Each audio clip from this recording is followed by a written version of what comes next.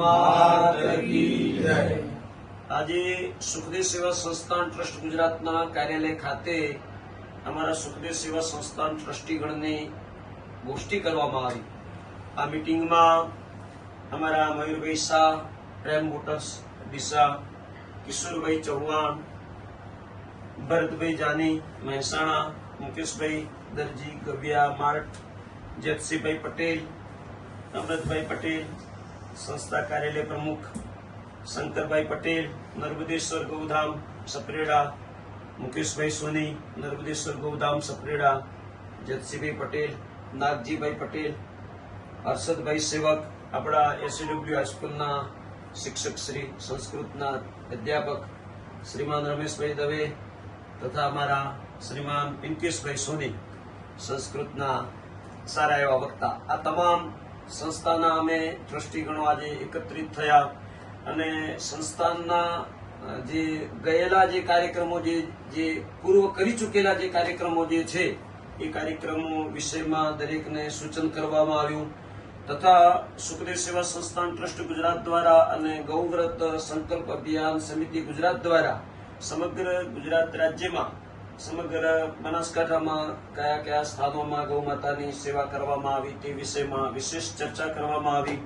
તેમાં વિશેષ કરીને આપણું પેટોડા ગૌધામ, રાજારામ ગૌધામ ખાતે જે હોસ્પિટલ નિર્માણ અર્થે પ્રથમ જ સુખદેવ સેવા સંસ્થાન દ્વારા બહુ ઉત્તમ પ્રકારથી ગૌ સેવા ત્યાં હોસ્પિટલ ખાતે કરવામાં આવી તથા કપિલેશ્વર ગૌધામ સપરેડા તથા ભિન્ન ભિન્ન ગૌધામ ખાતે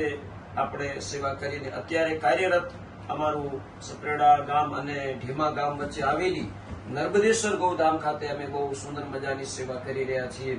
અને આપ સર્વેને પણ મારી ખાસ વિનંતી છે કે આપણા ગૌ માતાની રક્ષાર્થે આપ સર્વેનો સાથ સહયોગ હોવો જરૂરી છે। આપણી ગૌ માતાઓ અત્યારે ભિન્ન ભિન્ન સ્થાનોમાં બહુ પીડિત થઈ રહી છે। આપણા ગૌ ભક્તો માટે એક લજ્જાદાયક વિષય છે, તેથી આપ સર્વેને મારી ખાસ વિનંતી છે।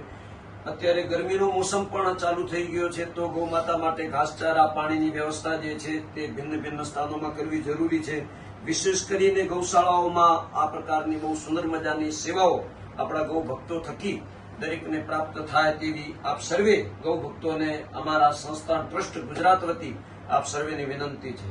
સુખદેવ સેવા સંસ્થાન ટ્રસ્ટ ગુજરાત ખાતે આજે જે હરિભક્તો સદસ્યો અહીંયા વધાર્યા છે એમાં ખાસ કરીને અમારા સપરેડાથી પણ નર્મદેશ્વર ગૌધામથી વધાર્યા અને વિશેષ કરીને અમારા મયુરભાઈ વગેરે તમામ મિત્રો જે પણ અહીંયા બહુ સમય લઈને, પોતાનો અમૂલ્ય સમય લઈને આ કામમાં જોડાયા છે તે બદલ સર્વેને સુખદેવ સેવા સંસ્થાન ટ્રસ્ટ ગુજરાત ખૂબ ખૂબ અભિનંદન પાઠવે છે। સુખદેવ સેવા સંસ્થાન ટ્રસ્ટ ગુજરાત દ્વારા આગામી જે કાર્યો વિચારવામાં આવ્યા છે તે સંસ્કૃતને લગતા સમગ્ર બનાસકાંઠામાં તથા ગૌમાતાને લગતા કાર્યોનું એક સંયોજન કરવામાં આવેલું છે। સંસ્કૃતના પાઠ ભણાવવામાં આવશે, સંસ્કૃત ભગવદ્ ગીતાના દરેક બાળકોને અધ્યયન કરવામાં આવશે